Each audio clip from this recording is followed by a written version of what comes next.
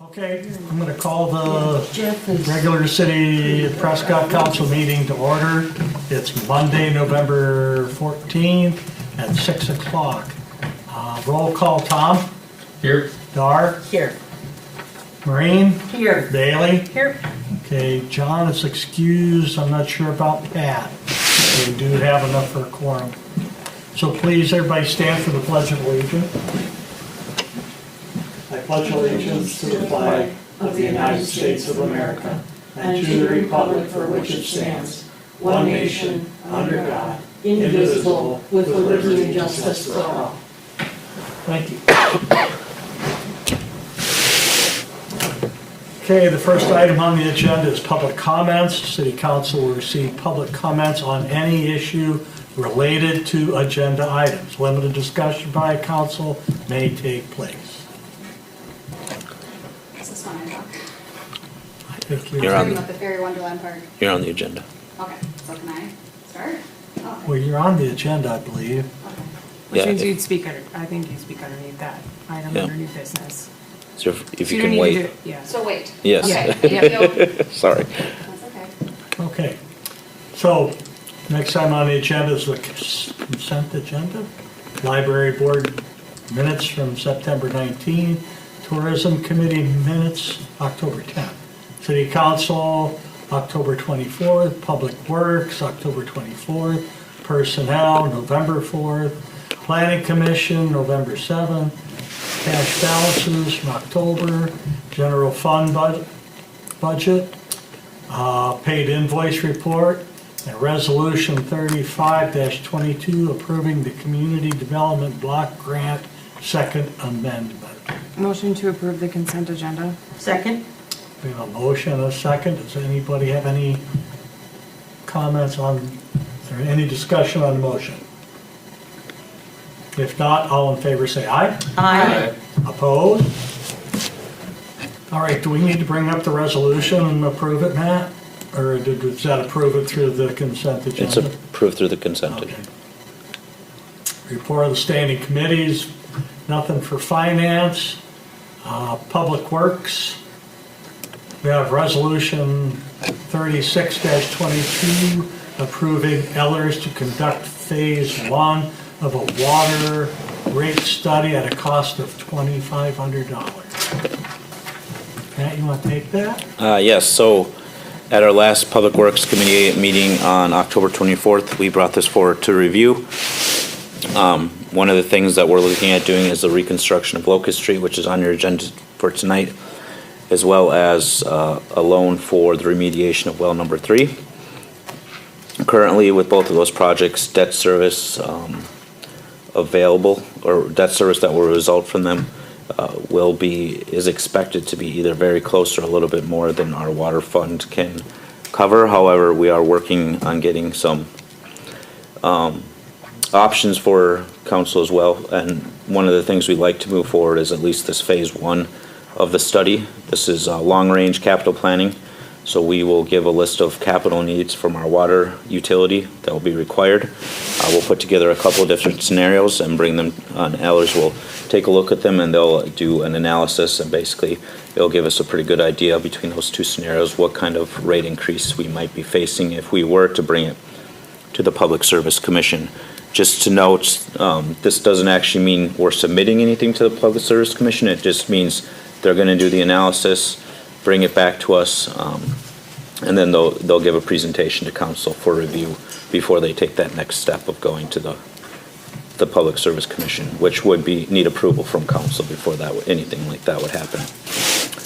I make a so that- motion to approve 3622, because I know we had discussed this, I think it was brought up at the last meeting as well.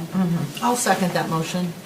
Okay, we have a motion and a second to approve resolution 36-22, a resolution approving Ellers to conduct a phase one of a water rate study at a cost of $2,500. Is there any discussion on the motion?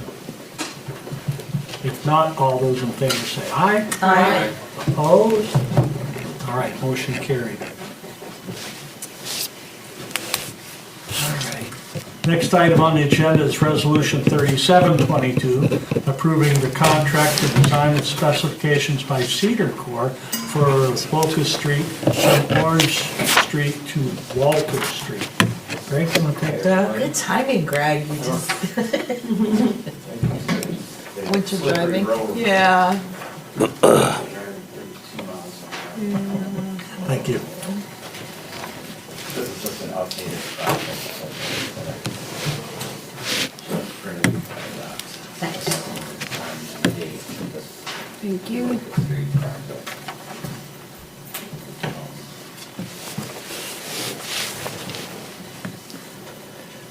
So this is the proposal for designing Locust Street. It's from Orange Street to Walter Street.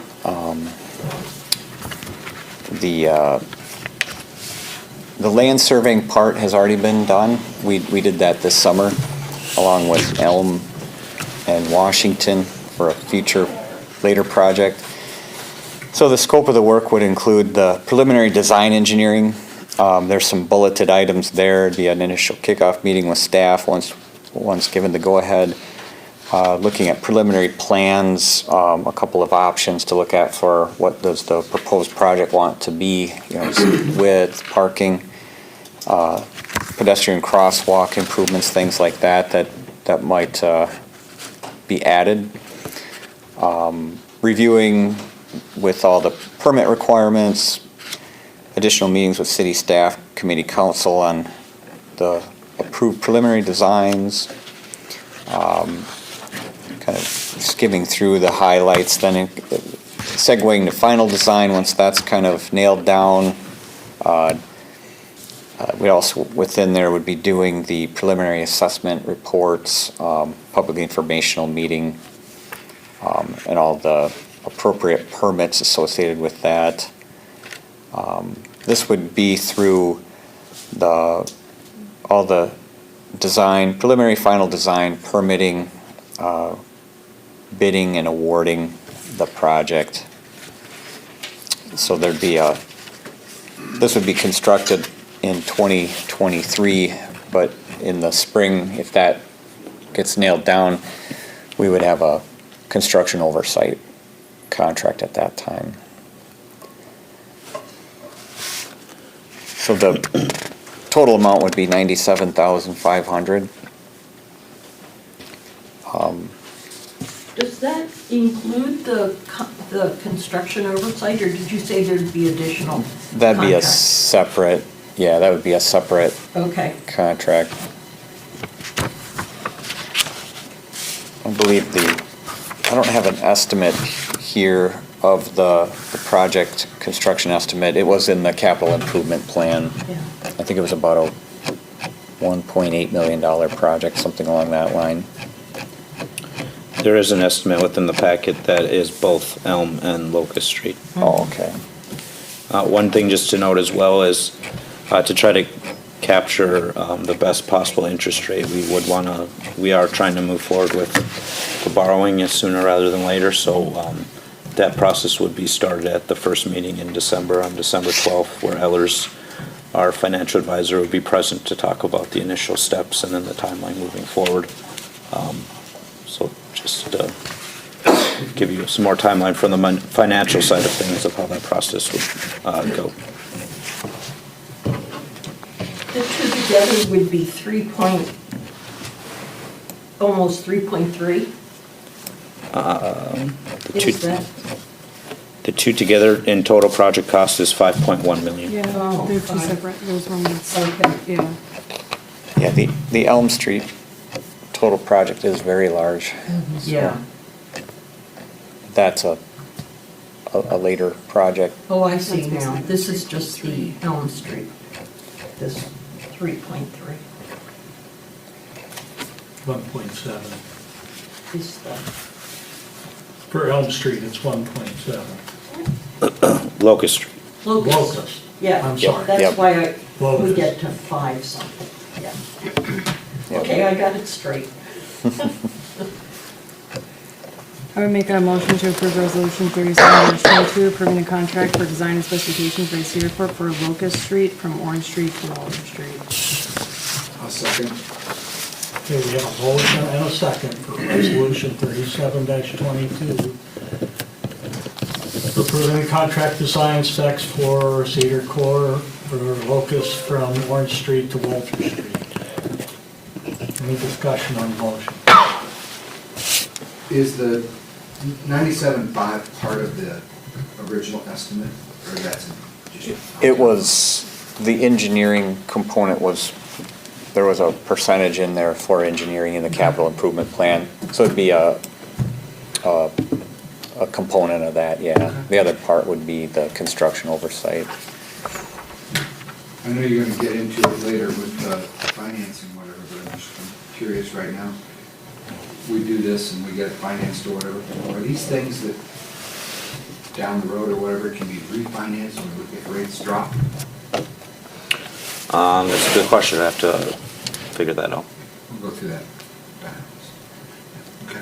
But I'll have that question answered and get you the I get information. your point about we want to get this done because they don't seem to be going down right now. Is this the type of thing where the engineering costs could withstand a delay of a year or two? Should we run into debt ceiling Yeah, issues and so on and so forth? It could be something that if you, meaning like if you were to put the project on hold or delay the construction, yeah, if you had made the decision to like just go through construction, but then kind of just shelve the project, or, you know, then you would have the project ready to go whenever you wanted to, if it was, say, We wouldn't have to redo any no, of the no, not at all, stuff. right, so. So it's pay now and it's gonna season. Correct. Okay. Yep. And that's why I felt like, I oftentimes like to keep the design and the construction oversight separate, because you could do exactly what you're talking about. You could, if something were to delay a year or whatever, you could just only go as far as you go or at that time with the process, so. Any other discussion? If not, all in favor say aye. Aye. Aye. Opposed? Motion carried. Thank you. Thanks, Frank. Thank you.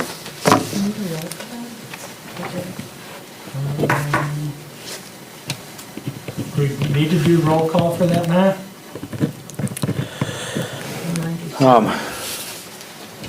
We can, yes, I'm sorry, yeah. I think based on what we have discussed in the past, that we would do roll call for any allocation of funds, so Okay. technically then. Bailey? resolution. Aye. Maureen? Aye. Pat? All right? Gar? Aye. Tom? Aye. Okay, thank you. Thank you for pointing that out. Somebody's got to keep me in mind. Okay, the next item on the agenda is Wisconsin Department of Transportation, US Highway 10 and State Highway 35 cost and maintenance sharing discussion. Thank you, Mayor. So, at our last Public Works Committee meeting, we discussed the projects that are coming forth in 2026 and 2027 from the Wisconsin Department of Transportation. They consist of a mill and overlay of a substantial portion of US Highway 10 and State Highway 35. As part of that discussion, we've gone back and forth on a number of items. However, one of the things that we have requested is that a trail be constructed along State Highway 35 going from downtown up to Freedom Park. They have come back to us and basically said that we will put a 6-foot sidewalk along the curb at an 80%, 20% cost share, which means Wisconsin DOT would pay 80%. We'd be charged for 20, or we would be responsible for 20% of that. We had that discussion, well, if we wanted to do a trail, basically what they're saying is that the sidewalk would be good enough, it would meet the requirements. So if we wanted to do a trail, since we would have to push it off, there's a overlay or a concept layout that basically would require, per their design standards, that we would have to push that trail off 4 feet, and then they'd have to have another 4 feet on the other side of the trail for leveling purposes. So the trail itself would be 10 feet, so we're talking about 18 feet in general. So there is a substantial amount of retaining wall that would have to be built to accommodate that. So DOT has come back to us and said, we think the sidewalk is good enough, we're not willing to pay for a trail. So if you want a trail, you would have to pay for it. That would increase our cost share to 1.348 million if we did move forward with the trail. At our Public Works meeting, we did discuss, well, right now there apparently is 2 bike lanes on each side of the road. The only reason I say apparently is because they're not really maintained, so they're not very clearly identified, although there are signs on top of the hill and the bottom of the hill that call them bike lanes. We came back and said, well, you could remove 4 feet of bike lanes on each side of the road and then take that curb and push it over. That would both narrow the road, creating like a calming effect since the speed limit in that section is only 25 miles per hour. And additionally, then it would push us away from the embankment, giving us enough room to build the trail without nearly as much retaining wall costs. After that Public Works Committee meeting and that discussion, we went back to the DOT and had another discussion with them. They basically told us that they view that curb and gutter, which would be on the north side or the east side of the road, depending on which direction you're looking, as still in very good shape, and they don't replace curb and gutter that they're saying still has a useful life. So they were not willing to consider taking out that section of curb and pushing it over. So we have now come back to council tonight to have a discussion of how we'd like to proceed. One of the things that they are requiring, and that has been a standard policy of DOT in recent years, is that as they've come forward and done projects like these on state highways, that they require municipalities to sign a maintenance agreement. What a maintenance agreement covers is basically anything on each side of the asphalt. So anything like curb and gutter, maintenance of lawn, signs, lights, all those things would now fall under our responsibility in terms of a city for maintaining. So that's one of the reasons why we've been pushing back in terms of, well, if we're going to maintain it, we would like for it to be constructed in a way that we find it most useful. And one of the things that we've been going for is that trail to connect our downtown. So we basically want to hear council's opinion so we can respond to DOT to figure out what we'd want to do. I put 3 options in the packet for discussion. However, they could range anywhere if there's alternatives. We could state we will not sign the maintenance agreements as is unless the multi-use trail is installed along Highway 35 at an 80-20 split. We could agree to pay the 1.3 million difference and construct the multi-use trail and sign the agreements. We could also potentially go after TAP grant funds. However, the TAP grant is one of the things that we said we wanted to go after for the underpass under US Highway 10. So it's very, very unlikely that we would get both grant funding opportunities for the underpass and the trail. And the DOT has stated that the underpass is more likely a stronger project for grant funding. Or we could agree basically with the 6-foot wide sidewalk along State Highway 35. And again, any variation of those 3 as well, if there's alternatives to be considered. So with that, I'll turn it over to council for comments and questions. I have a question. Are they sure that that bike lane is currently 4 feet on both sides? I guess I would turn it over to our city engineer, Greg Ames. He just went out there with the mic and measured it. Oh, And I don't have a diagram, and I think Matt and Carter had drafted up some concepts, but it's about 4 feet, but that's from the gutter face, so that's including the gutter pan. yeah. So it's It's- really not a You bike really- lane. yeah, It's there are 2 levels there, if I remember writing on it. Yeah, it varies a little bit. I think if you went from the face of the curb, if I remember right, to the center of the white line, it varied from, it might have been almost 5 feet. But typically you don't want to include the gutter pan as part of a riding surface. So in that regard, it's a little bit maybe substandard.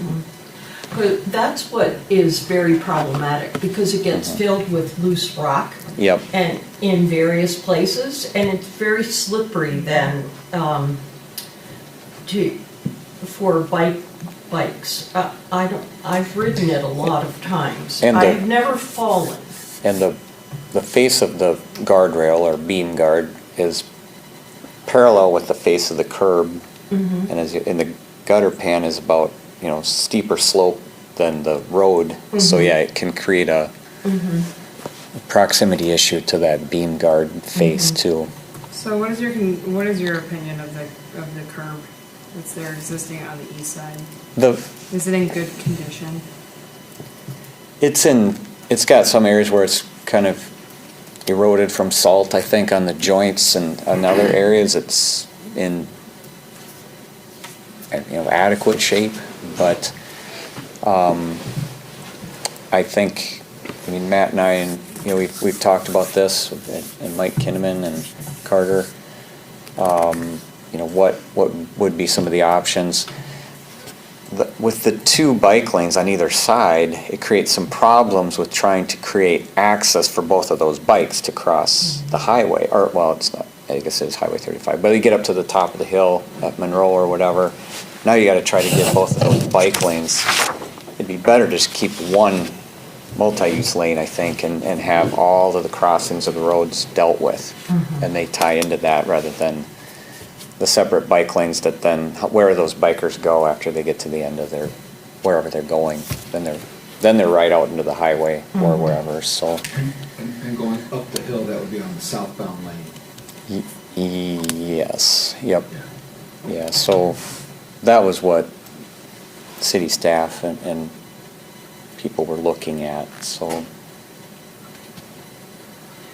Is that eligible for TIF funds?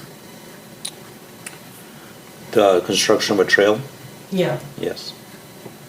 Could we use TIF funds and, We're using a lot of it for the downtown project. A lot of the TIF funds are being used for like the boat launch, the fishing pier, and I don't know what we have left over. is it all used up yet? I don't know. So currently, right now, we have within our capital improvement plan for consideration is 1.8 million for phase 2 of the riverfront, and then 955,000 for trail construction. For So which not- construction? The trail construction. Oh, So not the full amount.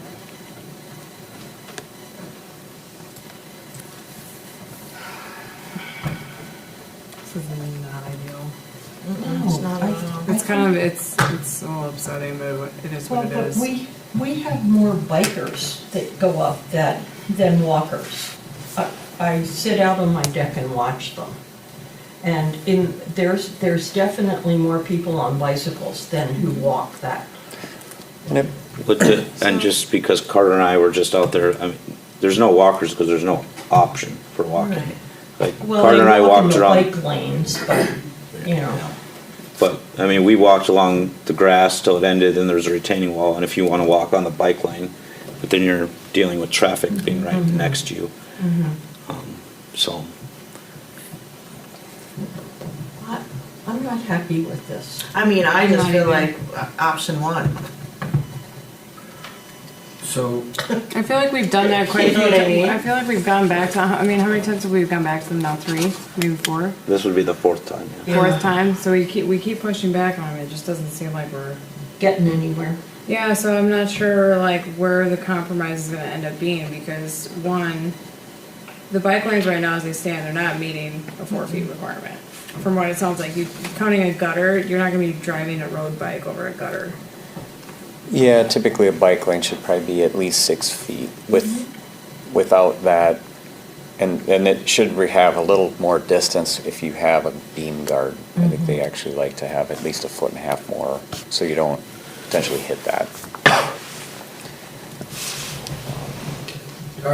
so going back to the state pushing this maintenance thing back on us, do we know of any other locations or municipalities, I guess, that have dealt with this ahead of us?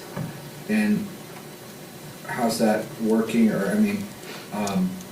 again, my thought is that people in the Senate and the Congress or whatever in Wisconsin keep telling us, they're saving our taxes. And I know how they're saving our taxes. They're doing things like this.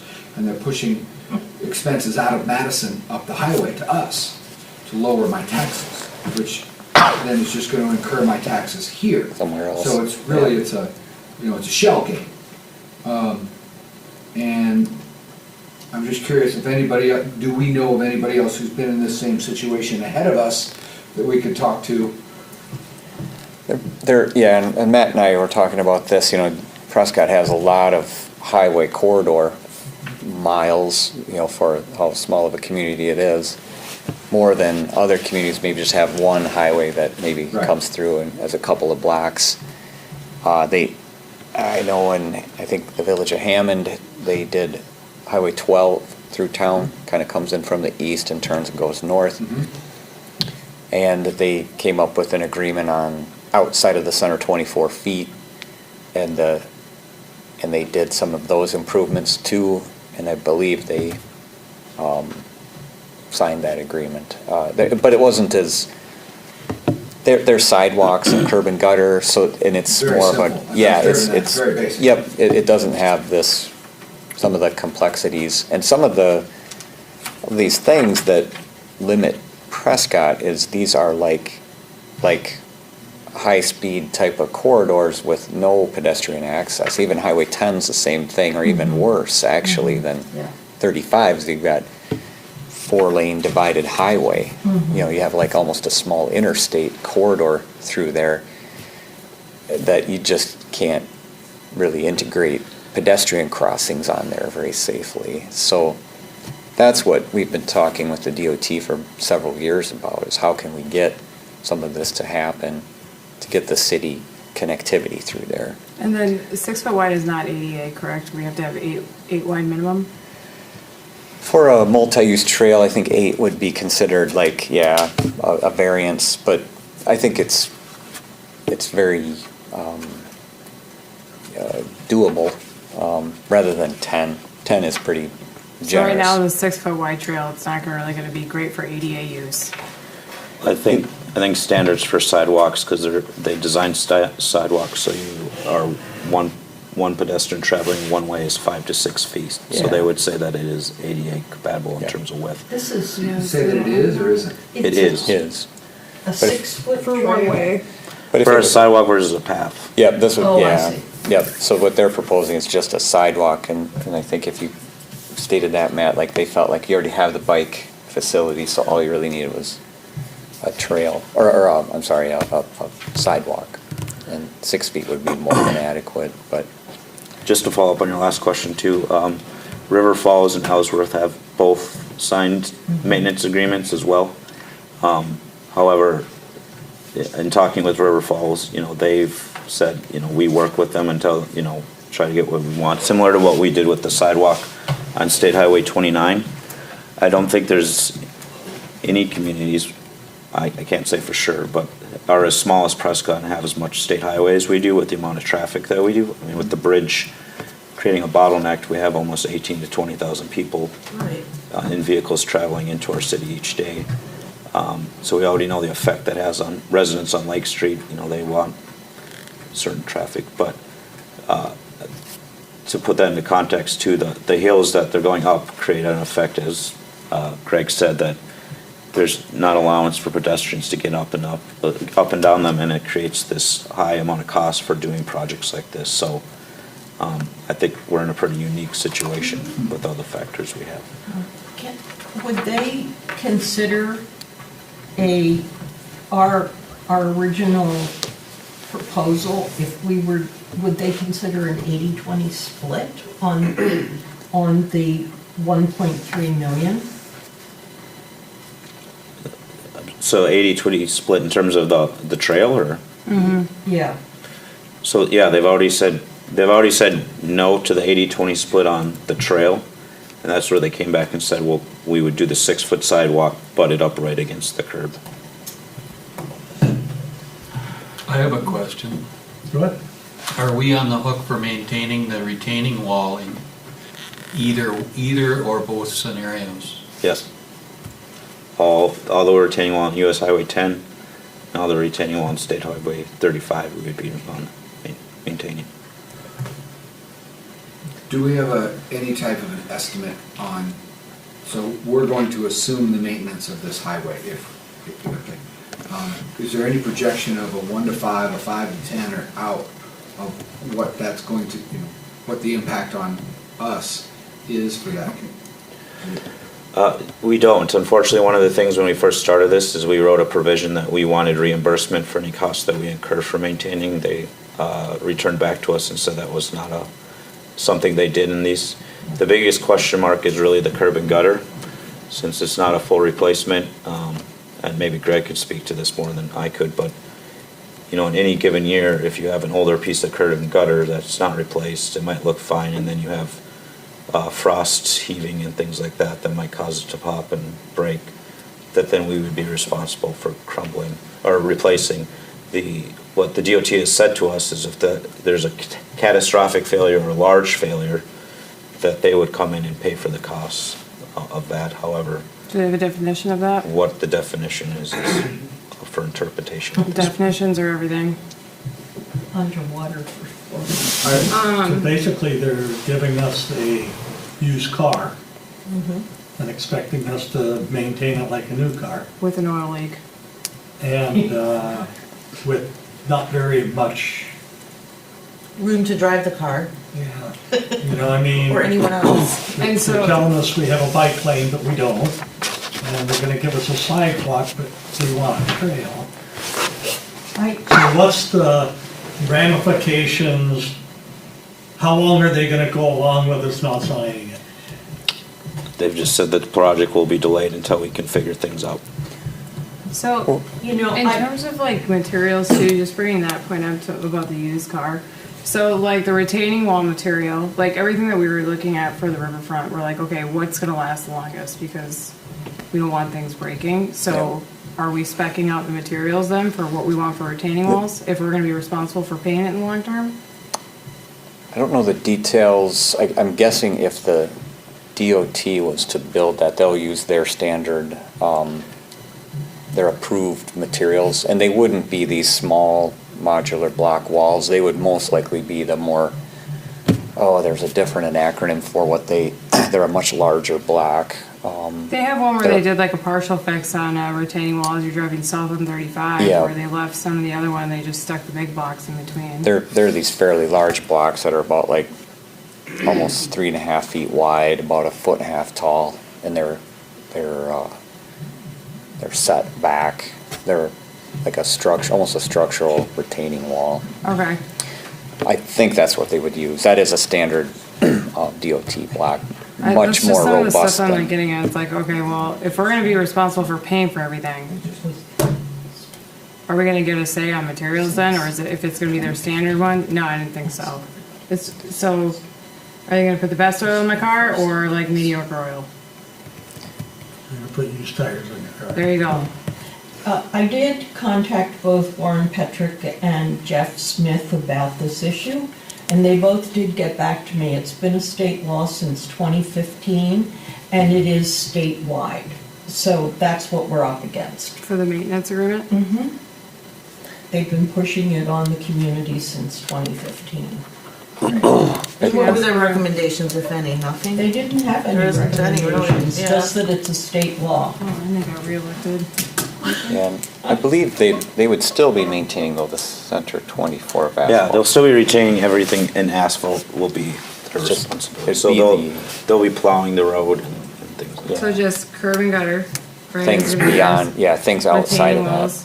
So curb and gutter is pretty expensive to replace. And some of the storm sewer, that was kind of Are there, a bit of a rub. are there any variances or exceptions written into the state law? So I think what I've looked at and what Maureen was referencing are two different things. There's a policy handbook that the Department of Transportation has that says they will require municipalities to sign maintenance agreements.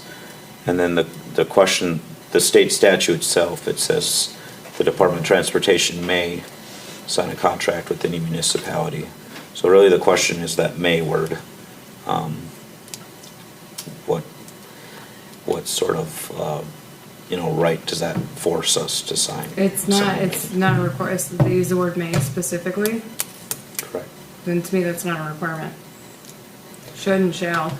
Yeah, but Or they're acting must, like or yeah. But it's not, clearly, if they're using the word may in legal And, terminology. and they kind of have something to hold over us because there's something we would like to get done. And that's probably where they're going around waiting for folks to get to that situation. And when you're ready or need something, they're gonna say, oh, sure, but. Is it possible to have the Public Works Committee to meet with the DOT at some point with having Greg and Cedar Corp there? It can be more of like a Public Works meeting. where We can, just chat- the where we can DOT chat did through- come at one point to meet with the mayor, myself, Mike, and Councilmember Peterson, who's the head of the, and sit down and talk with us, but we can ask another meeting. And at that meeting, that's what we had asked for. At that meeting, they kind of told us, basically, we started with our the first public meeting, works meeting that we all had as a committee. We had a list of things that we wanted to ask. We sat down with them, we gave them those items, and they came back and basically said no to all of them. However, they said no, but we'll put a sidewalk on State Highway 29 leading up to Patax and put in a crosswalk at that intersection. And then that's when we came back and said, we'd like to have a trail on State Highway 35 additionally on top of that, and that's when they came back and said no, and that's where we are currently. So they offered a flat sidewalk and a prime, easy to lay down that my kid and I could put pavement down for, piece of, and said nothing about the stuff that requires some work, if I understand you I think the correctly. cost going up the hill is gonna be, I think they're probably looking at it from a cost perspective, but I get the, that. the thing is like, Yeah, there's gonna have to be a compromise because we are having to sign a maintenance agreement and the things that they're gonna make us responsible for. So if they wanna go do a bill and overlay, all right, well, if we're gonna be responsible for curb and gutter can add up pretty quick. So last I checked when I did a bid, And just to be clear, they are gonna do a spot inspection of the curb and gutter, and anything they deem needs to be replaced, they will replace at their cost as part of this project, but I think it's just like there's so many things that are just like I'm having a hard time understanding like what do they deem good and bad? Do they have a scale and how do they rate that? There must be some type of standard, I would assume, of what is acceptable and what is not and how you actually rate it. What does that look like? Because I'm pretty sure we'd all kind of walk it, and if we all walk it, we might have a different opinion of like, yeah, this is in good condition or bad, or oh, I might be able to just patch this, you know? And then 4 feet versus, you know, however they're measuring 4 feet for a bike lane. Clearly, we're measuring a little bit different if we're talking about biking over a grade. they bought 2 feet free just by using the. But, Yeah, yeah. so it's like, I'm just trying to like understand a little bit more like, okay, how are you guys coming to this conclusion for material wise, if we're gonna be stuck with the bill? Let us know if we're agreeing to a maintenance agreement, what is the cost to replace all this stuff? And- Because are we gonna have the tax base even to support that? Or, right now, we're talking about like, you know, storm, sewer, water, all that stuff, and increasing our levy there. It's like all this stuff that, unknown. And I would think that they would have some sort of a schedule of expenses for maintenance for a 5 or 10 or a 15. We would ask them to bring that and show us. You know, I mean, sure, they don't just sit around waiting for things to happen. They've got to have some sort of a schedule, Well, most of these have like, a life cycle. most of these have technical documentation with whatever Yeah. type of concrete you're using. There's usually PSI testing that's done on cylinders. If you're using it for certain different grades, I just got done doing that at work. And so then there's like other things that you can do too for mill and overlay. Those already have timelines. There's technical documents typically for the majority of this stuff to say like, this is what it's been life tested to. So they should have it on file, easily accessible. Now, the things that are kind of like subjective to me, at least, like, is this curve good, yes or no?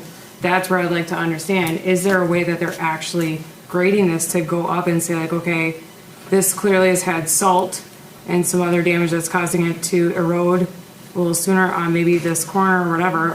How is that actually deemed necessary to replace or not? I think that's the thing that I'm having a hard time understanding, because when I looked at the curve when I drove up it last, it don't look that fabulous, but apparently it's good. So Maybe if that's we where got the- I'm not understanding. DOT back here to talk with the Public Works, maybe you could bring all those questions to them. Sure. Because right now, we can. we'll Yeah. just go- Yeah. I'm just I- posing the question in case like Matt or Greg talked to him first, but I'm just like, these are some of the things going on in my head where I'm like, I don't understand. And what, You know, we've wanted this trail for a long time now, up to Freedom Park from down the river. So I really think that we have to have the multi-use trail. one way or another, We have to figure it out. And we could lay out some of these alignments, some of the section changes we're talking about, do a kind of an overlay drawing to scale and I could even do footages of curb, square feet of sidewalk or the trail. So we'd have that for them to look at.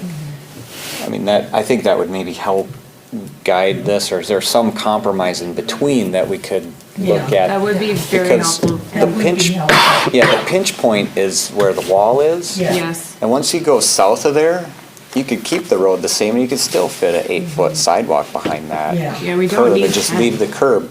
So would they be okay as you come down the hill, let's say a 8-foot multi-use trail behind the curb? There might be, I don't know, there could be some shallow wall, but but when you get to the existing wall, that's where, could that curb taper and narrow that section as you're continuing to Broad Street, and then get the 8-foot trail at a minimum through there, and the wall in its current location, and narrow the road there. But then as you continue by the homes, it would be, we measured that off too, and there's still you could still widen that sidewalk and still have over almost like a 9 or 10-foot parking lane. You could pull that away from the homes, which would help pull that away from those homes. So maybe the curb is only the northern, I don't know if it'd be half. I'd have to look. I think it may even be less than half. I think it'd be super value add to have So- something drafted for that conversation. Be like, here's what you're thinking, and here's kind of what we're thinking, and Right. this is where, like, Yeah. somewhere where we can meet in the middle. Maybe, I don't know. Because if we could cut that curb and storm sewer reconstruction, that would be a large cost saving option there. So I maybe like there's a that idea. midpoint there, or a. So at this point, I'm with option 1, which is thank you, but no thank you right now. If we can have a meeting Yeah. with Public Yep. Works and then, But I think it's going to be Try critical to to- have the drafted idea, Yeah. because Yeah. that did help when we had a different conversation with the DOT related to an underpass with the cattle down on 35. Okay. Basically, we had to know, Jared drafted it, or somebody, I thought it was Jared, I'm not really sure who drafted it. Anyways, after they saw the plan, they said, okay, yep, structurally this will probably work. I think it's just helpful to have that, just because it provides a means of collaboration, so we could see what they were thinking, and then bring our ideas and say like, okay, well, here's what we're thinking, and Yeah. see if we can find a way to meet in the middle. I think that's a good way to do it personally. okay. We're gonna move forward with that, get a meeting set up with the Public Works, the DOT, and It's Greg, just you so- bring us some Some data on all concepts. that stuff. Yeah, I think we could. And just so I understand, the concept plan that Greg's gonna bring is, gonna show, I could work with whatever your thoughts are so far, and we can draft up, what we're thinking as maybe a midpoint between one of the options that was more expensive. If we could maybe narrow the section as you leave Broad Street and head up the hill, and you get past the wall, then I think once you get past the wall, you're going up the hill, I think the curb could transition and match, and maybe that curb can stay in place. Traffic that's coming down the hill, I think it would create a calming effect as the road Slowing narrows a down. little bit, and that's where you want to start to slow down. Right. Well, you should be going the speed limit the whole way, but I could certainly put those together and get some quantities and estimates for those. I just think it's a good cost, if we have any way to show like potential cost savings from like your perspective, where you're like, okay, we're only asking you to remove this section, narrow here, you could leave this section, you know what I'm saying? Yeah. Where it's It's a like, in compromise. their mind, they're basically thinking like, okay, I gotta work this whole thing out. So if you're just like, no, time out, you only have to do this section, so Yeah. this is technically, would be a cost savings from the idea that you currently have in your end. It's a compromise. Okay. we also would like to know then what type of material they'd be using for that wall, and if there's any other information that they can bring us That'd be in great. regards to the project itself, would be. So they're going to plan for that replacement on the future. I guess the area that I'm struggling with is the DOT views these as bike paths, so Yeah. narrowing them in just one section, I don't think they're gonna, because that basically means that they're ending the bike path as a dead end. Right, yeah, Yeah. having the 8-foot multi-use path. Would eliminate the bike, just kill the bike paths on the road.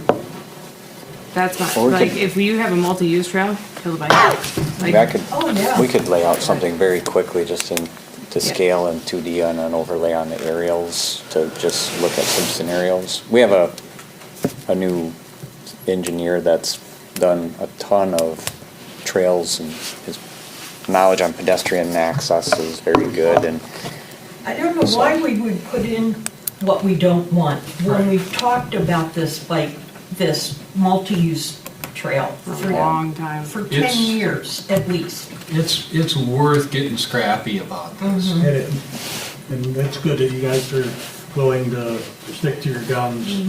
I appreciate that. Thanks. Okay, okay. I'd like to propose that we move from communication to new business, a fairy wonderland update, so this young lady doesn't have to sit through any more of our meetings. Would that be okay with everyone? Yes. Great idea. Am I supposed to be official and stand at the Yep. podium? Yes. Yes, please. Well, thanks for letting me talk. I just wanted to update and then just kind of talk about the next phases. So I don't know if you saw, but it's officially open and everything's finally done. It took forever. We ordered it on May 1st and they started fabricating and it just opened, November, 13th. So it took quite a while, but. So the equipment, the actual equipment cost $238,000, just the equipment. The install was $28,300, and then the poured-in-place rubber, that's that ground that's super squishy, that was $65,000. So we paid actual, not in kind, $331,500 for that park. That's just phase one.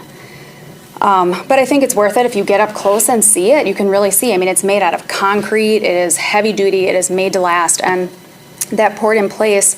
Anyone in a wheelchair or a stroller, they can be pushed, and anyone with any mobility issue can walk on it because of that. So you don't have to have wood chips in your shoes and sand that makes it impossible to wheel across. So that was kind of why we thought that was important.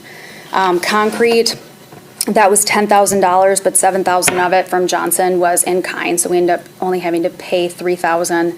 And the curbing was $10,000, and they ended up giving it to us in kind. We didn't have to pay any after they did it, and they found out what the project was. They were from Cottage Grove. And then we had a video done, which we have not aired it yet.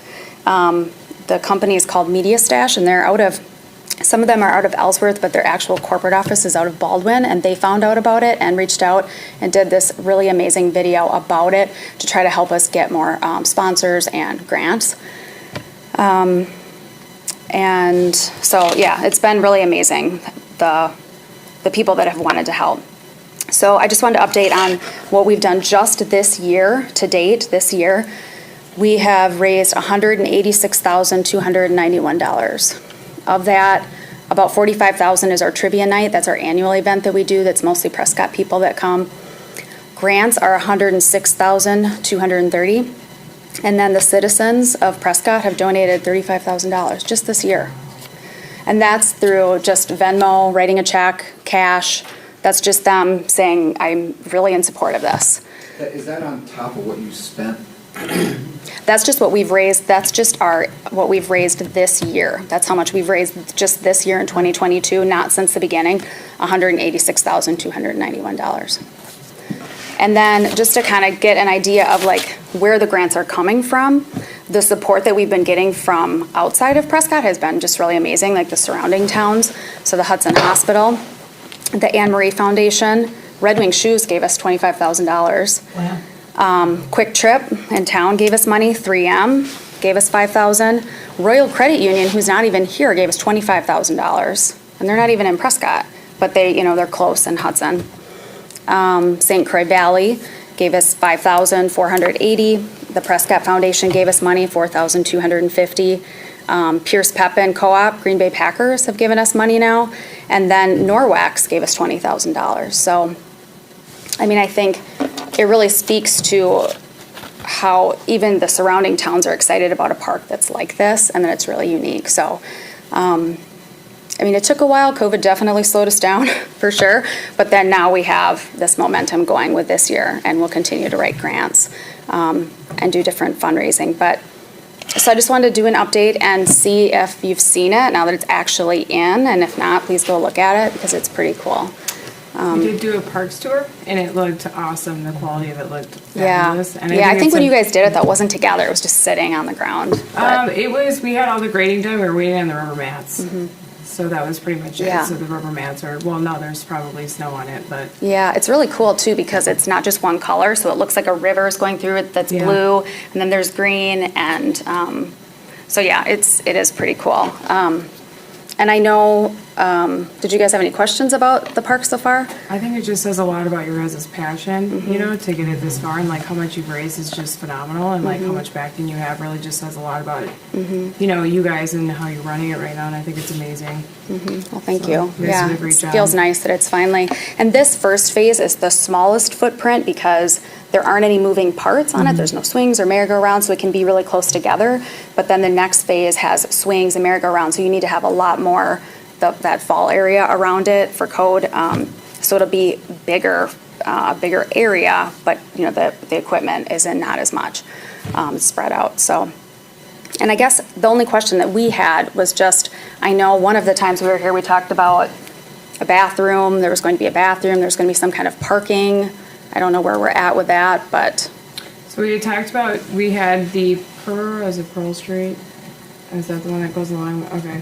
We did the construction on Pearl Street. There's 2 different water sub-ins. We have talked about it on the parks tour. I don't know when the right time is going to be to do it quite yet, because we do have a lot of things on the capital projects, but it is something that we talked about, and I'm trying to figure out when we're going to do that. So parks is probably the right place to bring that, so we can start having some additional discussions okay. there, because we are talking about the comprehensive plan, it looks like, at my next meeting, which will be next week. So if you want to attend that one and bring that up for discussion. When is that one next week? It's the 3rd Monday of every month, and they're at 6. Okay, Or 5 o'clock, sorry. 5 o'clock. okay, Yep.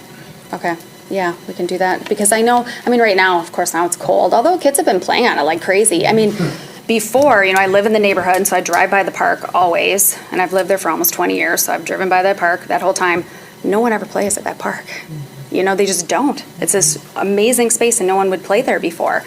And now it's like, even when it's so cold, all the kids are out there. So I worry as people come into town, because we've had a lot of people contact us about, it's done, I'm going to bring my kids, you know, where is it in Prescott? These are people not from town. They're going to be parking along that street. And so, and I know that there's soccer there, but that's for just a really short period of time that there's a lot of cars. I just worry that as the weather gets nice in the spring and the summer, that there's going to be a lot of cars parked along there. So I know that was something. And then, of course, a bathroom would be nice because we have a porta potty that gets knocked over by the So, wind. full transparency, it's not gonna be next year, because we've already had that discussion around capital projects, but definitely, why don't you come to the parks meeting next Okay. week, and then anytime you guys want to have topics that you wanna discuss, every month we have parks meetings, because Okay. of how many projects are going, just contact Matt, we can get you on the agenda. Okay. Yep. Yeah, that sounds I don't good. have you on for next week, but we can go ahead and add her on there if you Okay. wanna come. All right, next Monday, 5. I gotta Yep. write that down right now. Thank you. Thank you. Okay, back to Public Works, the next meeting is to be determined. We'll reach out to the DOT and see what times work for them, and then once they give us a list, we'll reach out to the Public Works Committee and determine what will work best in terms of matching up our schedules. All right. The next item on the agenda is the Planning Commission. First item on the agenda is 1045 Horn Road, Site Plan Amendment and Stormwater Maintenance Agreement. They have 2 changes to their building. One is the fencing. They originally planned for a black vinyl coated chain link fence. Due to cost increases and so on and so forth, they want to go with just a galvanized. And then the elevation on the very front of the building, if you look at your packet, it was like almost like 2-story, and at the entrance, and they're gonna take that out. And again, it was due to maintenance. If you look at the building, the flow comes all the way across, and they said their contractor said it'd be a whole lot cheaper to let the flow come all the way across. They're gonna still have the glass windows in the front for the entrance. It's just the elevation at the front of the building. So they did come to the planning commission. Planning commission discussed the fence. They didn't have any problem with the elevation, but some wanted the fence, but it ended up the planning commission said it was fine just to go with the galvanized fence. So that's what we're gonna bring forward to the council. Did I miss anything, Matt? The only thing that was added was we had a stormwater maintenance agreement that we were working with them on. The one thing that they were concerned about is that eventually there's going to be failure of some of the piping, and this stormwater pond is shared with them, Dollar General, the Learning Center, as well as Churchill and the dentist property all drain down into this area. So they just basically wanted it stated that eventually when some of the areas fail, that these costs will be shared. However, they still will be day-to-day, week-to-week maintenance will still be at their cost. So they just had the one provision that they want added, which was in your packet. Do they still have a landscape plan? On their original drawings, they did have a line of trees going down the building out front. Are they still gonna do that? Yes. Okay. It's not, it's in the back where the residents are, so it's not in the front. The front has Oh, it's the, in the back. They got green space in the front. Yeah, this is the comment. the front's gonna have windows with lights on it, so they didn't want to block the windows. that Oh, they- I see. Okay.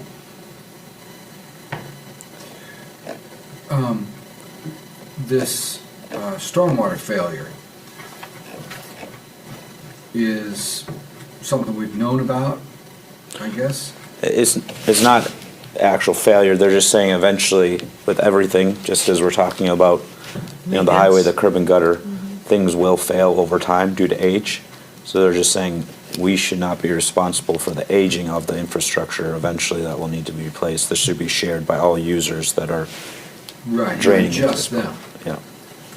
But would you base it off the impervious of each of those buildings? Would they incur a different cost because it's such a large Right, building? it's prorated. So we'd work with Greg if we had to do a substantial project to determine costs for all the properties that would.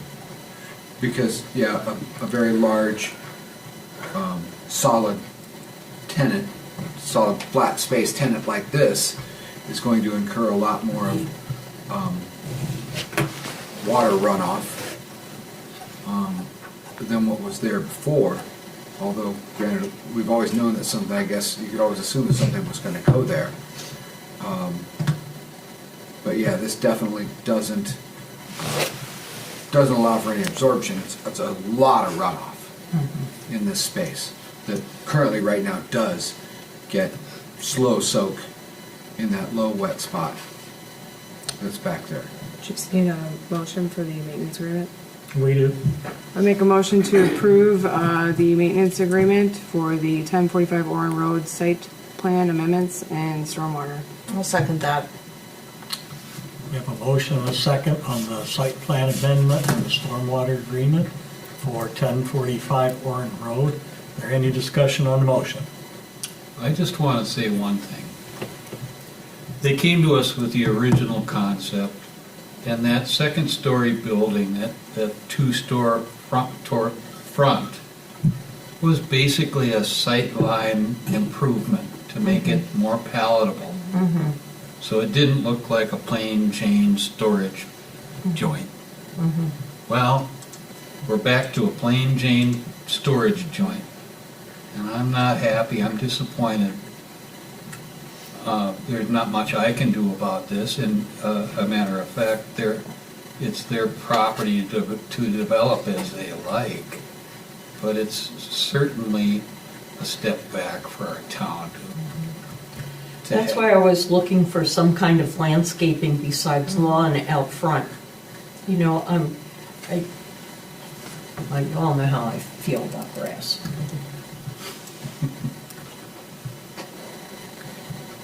Any other discussion on the motion? Not all in favor, say aye. Aye. Opposed? Okay. Next item on the agenda is Resolution 3822, establishing public participation procedures for comprehensive plan amendment. Josh, would you like to take it?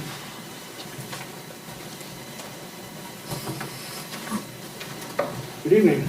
I don't think you all have met me. My name is Josh Miller. I'm the senior planner with Cedar Corporation. I've been working on your comprehensive plan amendment, basically looking at the east bypass route for the city. The current plan shows the route a little more centralized and a little further to the west.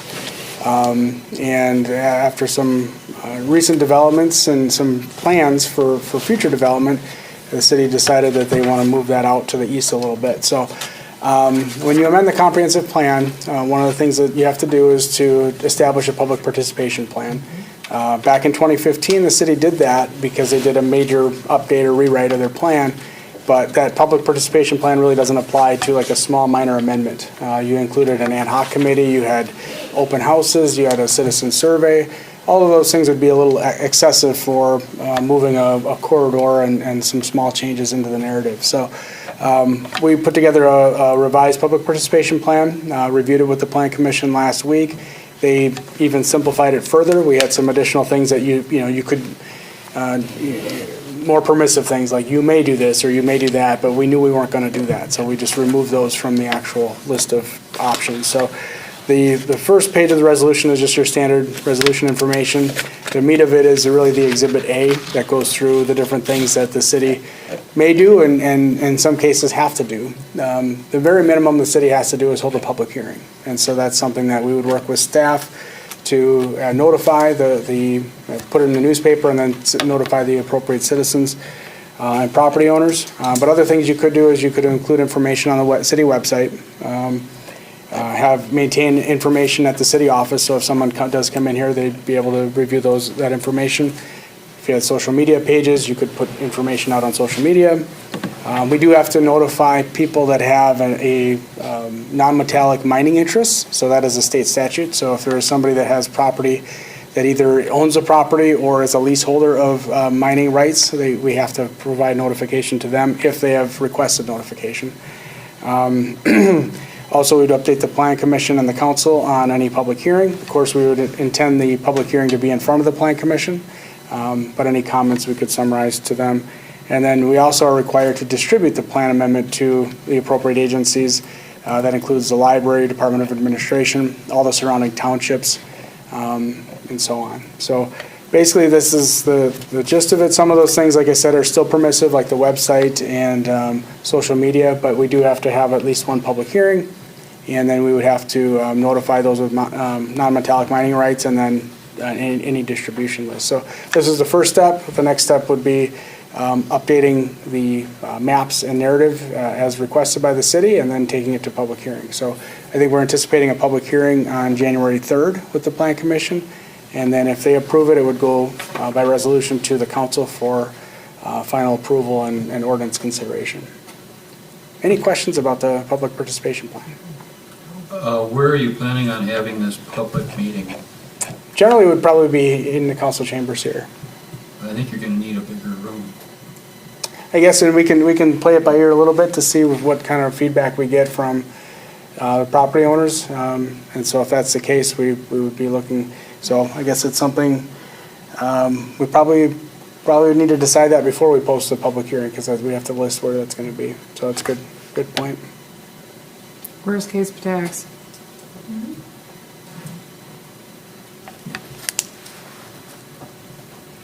I guess, do you need a motion then?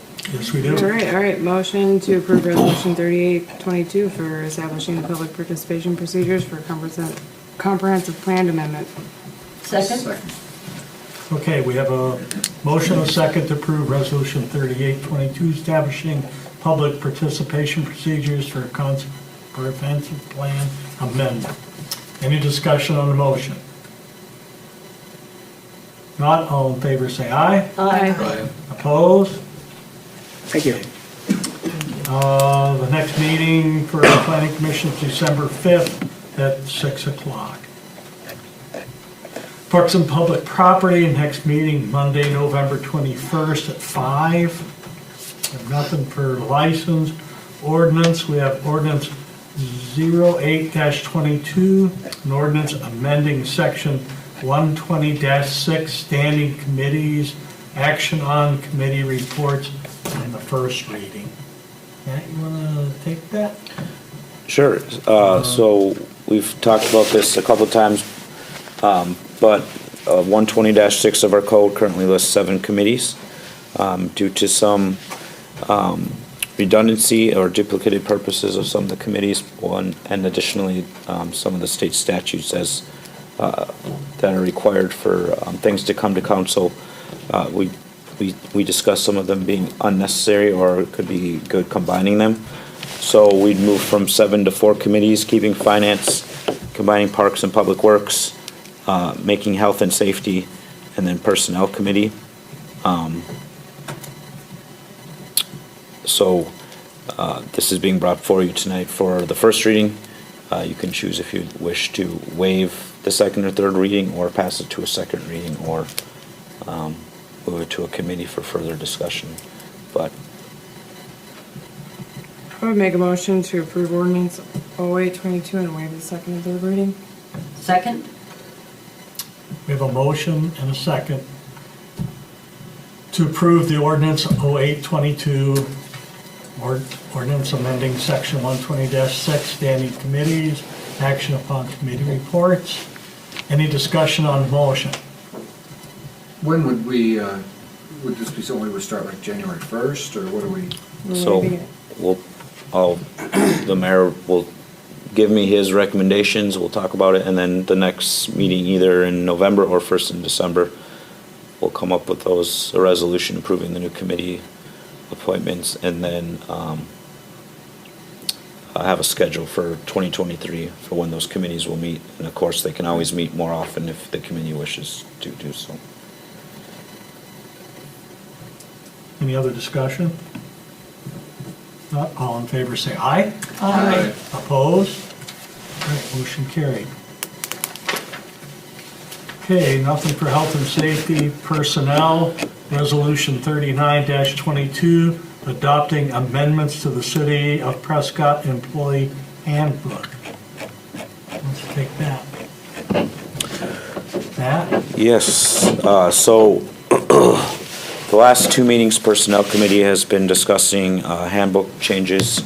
There's a list within your packet. On our August 3rd, 2022 Personnel Committee, we had Pete Whitenick, who is with Jay Counter.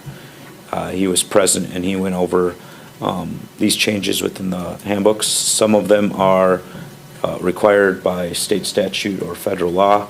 Some of them are things that he highly recommends that we adjust, and some of them are things as we sat down and talked as a group, they were included. Additionally, then at our last meeting on November 2nd, we discussed our final changes. As part of our council workshop, we went over the employee survey results. So the vacation sick changes, we are going to stick with the vacation sick schedule.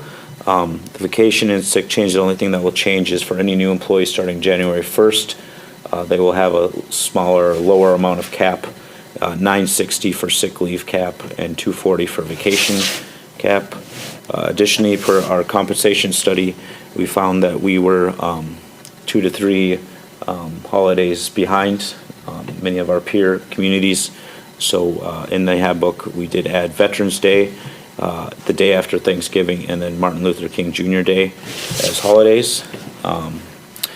And then in travel and training changes, we have worked out an agreement tentatively with the police union for a contract which we'll be bringing forward to the next meeting for your approval. But we wanted to change the handbook to reflect those changes as well, so they match together. So for travel time, we just included that no employee will be paid for travel to training unless they're 60 miles away from City Hall. And additionally, unless it's part of their normal day-to-day shift. And then additionally, as part of that, we'd be changing to the City of Prescott travel reimbursement form. So right now, some of our travel reimbursement would be upped based on that form, and that form would be brought to council each year if it's revised for approval. That form is within your packet tonight. And then finally, payroll and time card changes. Right now, we're on a schedule that isn't optimum, as we've discussed internally with the police chief and the treasurer. So we look to change the payroll from a Tuesday to Monday work week to a Sunday to Saturday work week. Only difference, so the last payroll schedule for this year, there'd just be one less day paid out, so no one's gonna lose any pay. It would just be that one payroll schedule, would be one less Monday. If you're a police officer, it would actually potentially be 2 less days, because it'd be a Sunday and a Monday, so that changed. So, with that, I didn't go over everything in detail, because that would be quite a lengthy presentation, but if you have questions, take questions or comments from council. Motion to approve Resolution 3922. Second. We have a motion and a second to approve Resolution 3922, a resolution adopting amendments to the City of Prescott Employee Handbook. Is there any discussion on the motion? Question, travel and training, we would not pay anybody for travel unless it was 60 miles for training? If they had to take their own personal vehicle, we have within our employee handbook currently that we'd reimburse them for mileage. Okay. But if they were just traveling outside of their work schedule and it was not outside that 60 miles, no, we would not pay them. Okay. But if it's for training within that, we can get them reimbursed. Well, we'd reimburse them either way, no matter if they're driving their own personal vehicle to a training. Yeah. The issue that we had is that, if somebody's already traveling here 30 minutes to come to work, they're not getting paid to come to work. Right. And they've chosen to live 30 minutes away. Yep. But we're not gonna turn around and say, well, since you're not coming here, you're going to a training, I guess we're same gonna pay thing. you. You don't get paid to drive to work. Yeah. Right. Right. And I guess this is something to put out there for the future. Is a thought that, so we allow people to accrue time off, vacation, or whatever else, and I come from a use it or lose it environment. And my question is what we're doing, we do that because it's competitive and standard in this type of an environment? Or is it something that just we've been doing forever and ever and ever, or? So there's two different systems that most cities use. It's either vacation sick or paid time off. So as part of this process, we gave employees through the survey an opportunity to either move to a paid time off or vacation or sick, and they chose to stick with the vacation sick. In terms of the caps, this is where the caps were at versus or using the 8 like communities that we included in our compensation study. So that's why they're being decreased to 960 and 240. Would it be fair to characterize the people hired after tonight, essentially, as a B scale employee, and A scale people that are hired before that are retaining the larger sick time funds and so on and so forth? Well, everybody's going to be on the same pay scale, so they're not, but I think to your point, yes, they will not have the same luxuries in terms of caps that everybody currently has. I worry, the reason I bring up this point is I worry about future conflict between employees that feel that they're being shortchanged. That's all. Well, I also think that comparable, it's sort of that way everywhere. Well, You know, I mean, I would agree, I it's- deal with it right now. The only reason I Yeah, mention so it is in everybody my does. life, I went on strike over a B scale. and It's different. that's all. Right, but But- you work for a major company, whereas this is. Well, a I've seen municipality. what two standards can do to a workforce. And it's not pretty if it gets out of control. Well, we But wanted, that being said, yeah. Well, I think the Personnel Committee did want everyone to be treated the same. However, we were conscious of withdrawing something from current employees. And it was made very clear to us by the current employees. And in, Yeah. order to stay competitive with our wages as well, we had to kind of, Even with like previous places I worked at before, like when I worked 2 employment places back, they had a vacation scale when you came in, they're like, okay, when you start, we're gonna give you 3 weeks. Well, when I started, they had already had to change that policy because they were growing so much, and I only got 2. And that's just, I mean, and that's pretty much been everywhere I've gone. I think if you are union, and if you do have the ability, I mean, yeah, I mean, but for most salary folk like myself and others, like that's where you negotiate on your incoming and say like, I'm this qualified. I hear that you only start at this, but I'm worth this, which is why I want this. And so that it's a Starting point. Yeah. So I think that's pretty standard to Dara's point. I mean, I don't know. It stinks. I mean, don't get me wrong. Like, it's not It's not ideal. fun, not but ideal. it's something we have to do for a necessity of, Most certainly. yeah, for stability for our future. But yeah, I didn't know where you're coming from. Any other discussion? Nope. All in favor, say aye. I, Opposed? All right. Maureen, you want to give a committee report? Oh, well, You pretty much have. Yeah. yeah, really. Pretty much covered Yeah. that all. I was going to say, we got a lot accomplished over the last 2 meetings, and changed the whole handbook, the police contract, and the payroll schedule change. So, that's it. Okay. Matt already took care of it. Okay, the next meeting's Wednesday, February 1st at 5 o'clock. Next item on the agenda is communication, new business, public comments. City Council will receive public comments on any issue not related to the agenda. Then a discussion by City Council may take place. However, no action will be taken on any items. Have any public comments? Anybody from the council?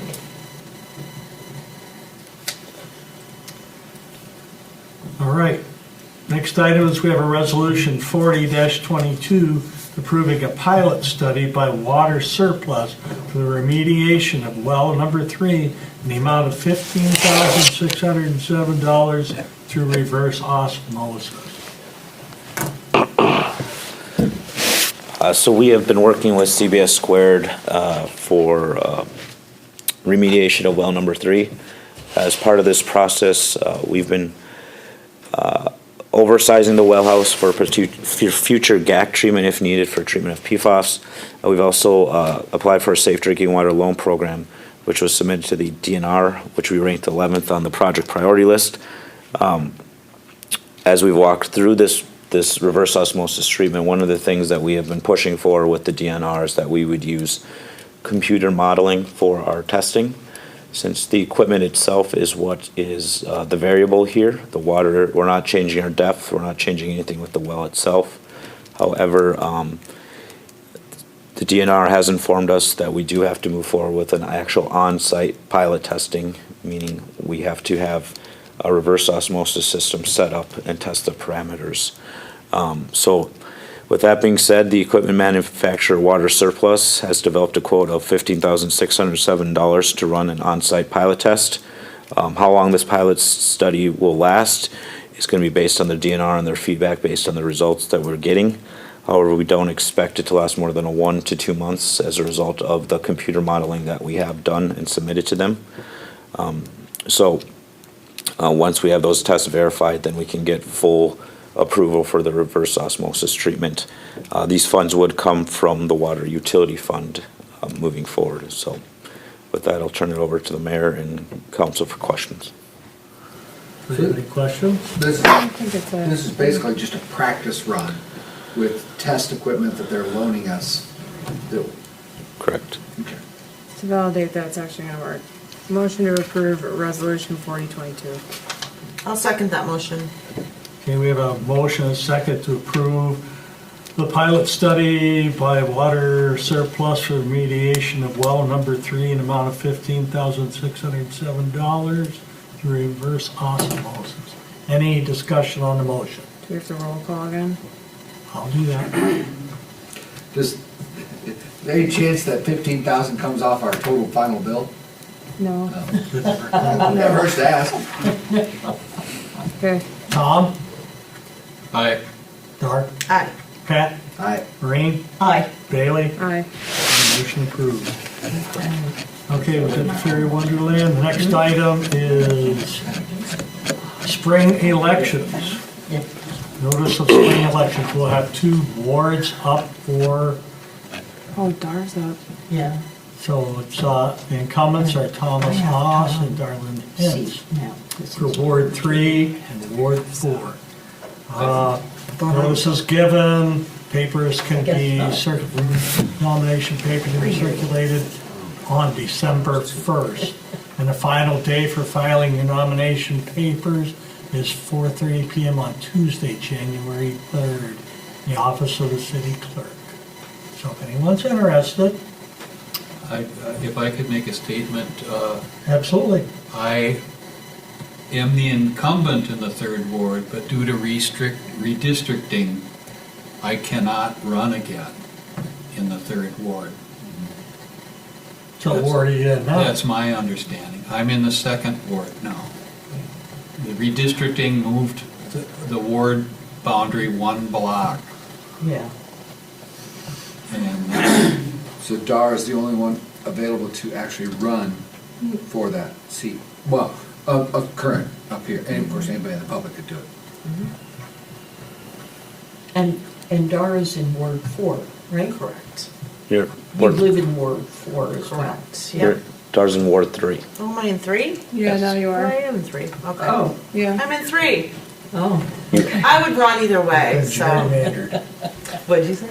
You've been gerrymandered. I know. Tom was gerrymandered, he was gerrymandered out. I was, that's okay, I'm not gonna lose any sleep, or at least as much as I'm losing now. Okay, You sure? so we don't have any closed session, other business. Matt? So just a quick reminder, now that winter's here, there are no, as a result of snow or for snow removal, there is no parking on streets, so that our staff can quickly, Public Works can quickly get to street removal. And there is one exception, that on Broad Street from Cherry to Kinnickinnick and Orange Street from Front to Dakota, you can still park on the streets, but they have to be removed for snow removal from 4 AM to 6 AM. If you do not remove, you do have the chance of running a citation or having your vehicle towed. There's some boats in the streets still, too. So vehicles do count boats and any sort of things that have tires on them. Get them off. So What's the process for, if somebody calls that in, or how's that work? it's more of a Public Works thing. If we have a very heavy, like last year we had a very, I can't remember what the date was, but we had a very heavy snowfall and there was a vehicle on downtown, so we had it towed so we could get in there and remove the snow. But it's really, the process is up to Public Works and what they can safely, Plow driver. if they can get the street cleared, they generally will not, just start off with, hey, we're gonna tow or ticket this Give 'em person. some But- time. Some cities tow, some cities plug in. Yeah, yeah. What other option is there? Well, the other option is to not allow any Or winter just- parking at night. And we Well, don't want yeah, to do that. We don't do I mean, it. we really like don't want to downtown do we that. don't. I was just So- saying, like, what other options are you? Well, in some Load places- in or your truck cars? Right, some places, you'd rather get towed because you We get don't plowed in, want it might be to, there. we for don't a want to while. go No. to the point where people can't No. park in the streets, No, so. no, agree. Motion to adjourn? Second. Second? All in favor, say aye. Aye. We are adjourned. Thank you, folks. Yep, thanks, everyone.